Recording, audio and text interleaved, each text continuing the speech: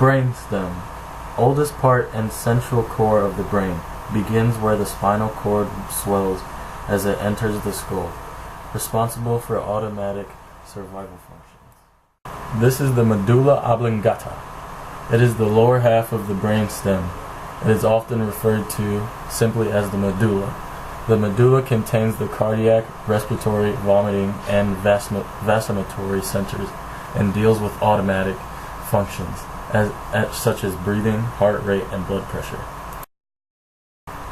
This is the reticular formation. It is a region in the brainstem that is involved in multiple tasks such as regulating the sleep-wake cycle and filtering incoming stimuli to discriminate irrelevant background stimuli.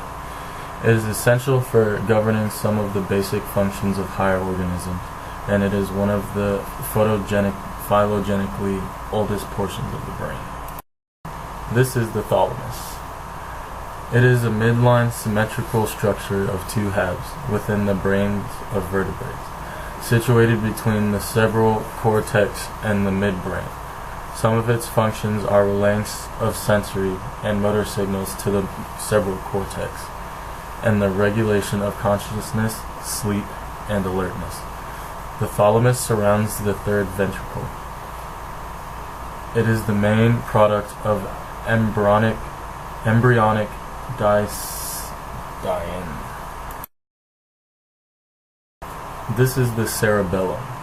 It is a region of the brain that plays an important role in motor control. It may also be involved in some cognitive functions such as attention and language, and in regulating fear and pleasure responses, but its movement-related functions are the most solidly established. The limbic system is a complex set of brain structures that lies on both sides of the thalamus, right under the cerebellum. It is not a separate system, but a collection of structures from the telencephalon, the diencephalon, and mesencephalon. The limbic system includes the hippocampus. It is a major component of the brains of humans and other vertebrates. It plays an important role in the consolidation of information from short-term memory and to long-term memory and spatial navigation. The amygdala are almond-shaped groups of nuclei located deep within the temporal lobes of the brain in complex vertebrae, including humans, shown in research to perform a primary role in the processing of memory and emotional reactions. The amygdala are considered part of the limbic system. The hypothalamus is a portion of the brain that contains a number of small nuclei with a variety of functions. One of the most important functions of the hypothalamus is to link the nervous system of the endocrine system via the pituitary gland. This is the cerebral cortex.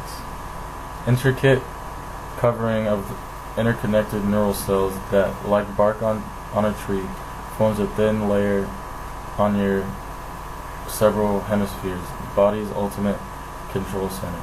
Cerebral cortex is what makes us human. Glial cells, glue cells, and the nervous system that support, nourish, and protect neurons.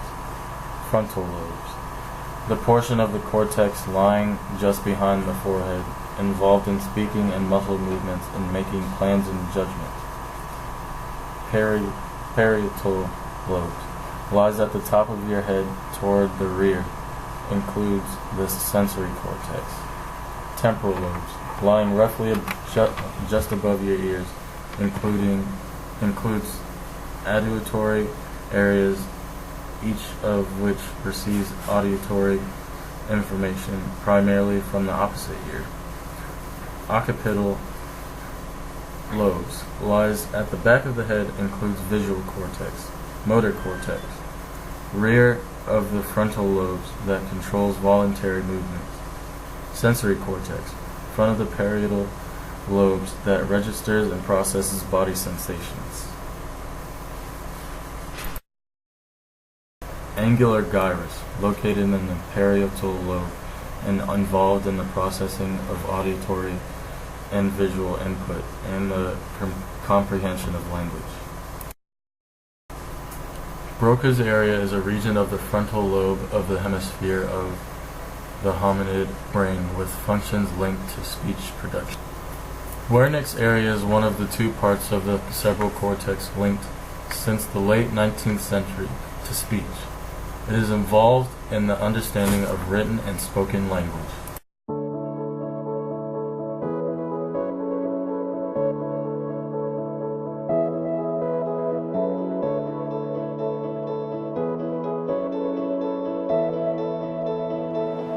I don't wanna be left behind. Distance was a friend of mine.